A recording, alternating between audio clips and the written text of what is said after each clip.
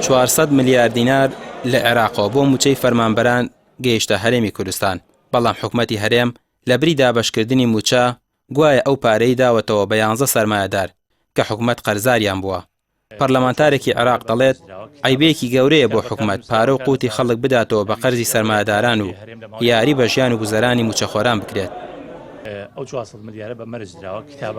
کتابەکان و نووسراوەکان ئەزانن ئەویش ئەوەیە کە بێ هەرێم لە ماوەی 30 ڕۆژە لەگە عێراق ڕێبکەوێ هەرێم ڕەزامەند بۆ لەو 30 ڕۆژە ڕێکەوێ ئەو پارەیە لە بەرامبەر ئەوە هاتووە ئەوەی کە هەرێم ئەوێ ئەو پارەیە باتەوە بە قەرز بەڕاستی من پرسیارێوی یەکەم هەرێم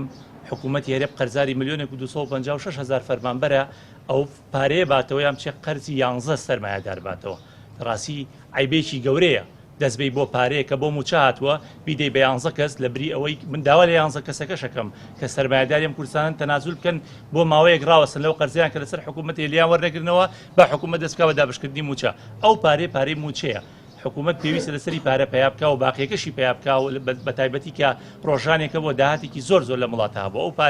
پارەی موچەیە بۆ هیچ شتێکی تر نابێت دەستکاری بکرێت.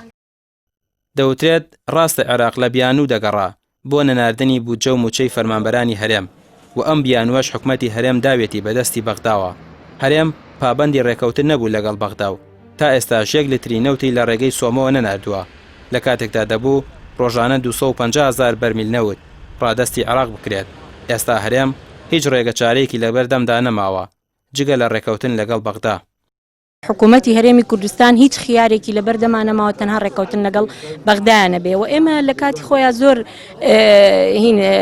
تەحزیرماندا بە حکوومەتی هەرێمی کوردستان کە ئیلتیزام کا بەو 250,000 بەرمیلەوتە بەداخەوە ئیلتیزامی نەکرد بۆیە هەرێمی خستە دۆخێکی خراپترەوە هەڵەکانی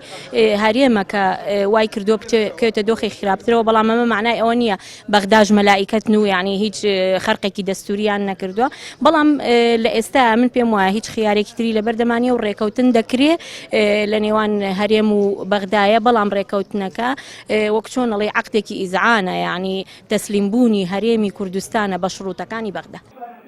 دیارنەمانی ئەو 400 ملیار دینارەی کە وەکو موچەی فەرمانبەران عێراق ناردبووی لە کاتێکدایە حکوومەتی هەرێم هێشتا وەڵامی دروستی ئەو قەرزە 27 ملیار دۆلاری نەداوەتەوە. ئێستا حکوومەتێکی ئیفلاس و قەرزار و دەستبەر بۆ موچەی فەرمانبەران و موچەخۆران ماوەتەوە لەگەڵ فەرمانبەرێکی بێپارەی گیرفانخاڵی کە نازانێت سکاڵا و ئاهوناڵەی بۆ کێ بەرێت. ڕەمیا ڕوسمان، کەناڵی پەیام، سلێمانی.